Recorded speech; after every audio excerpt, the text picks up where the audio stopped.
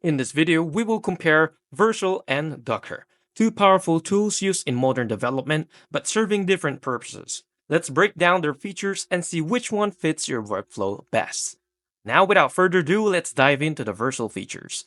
Best for front-end deployment. Optimized for Next.js, React, Vue, and more. The second feature is serverless and edge functions. It also has it scales automatically without infrastructure management. The third one is Git integration. It auto-deploy from GitHub, GitLab, and Bitbucket. The fourth feature of the Vercel is global CDN.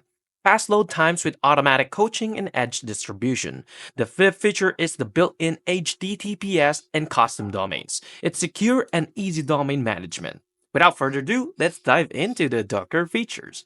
The first feature is best for containerization, packages application with dependencies into containers. Second feature is cross-platform compatibility, run apps on any system with Docker installed.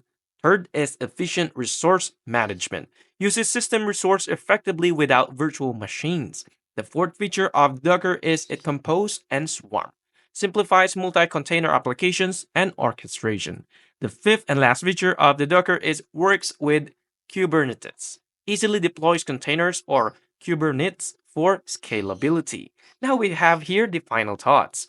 Vercel is best for developers who need hassle-free front-end hosting with automated deployments. Second is Docker is ideal for the teams that requires containerization for consistency and probability across different environments.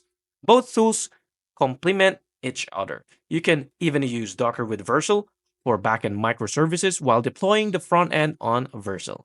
Which one do you use more? Let us know in the comments. Thank you for watching.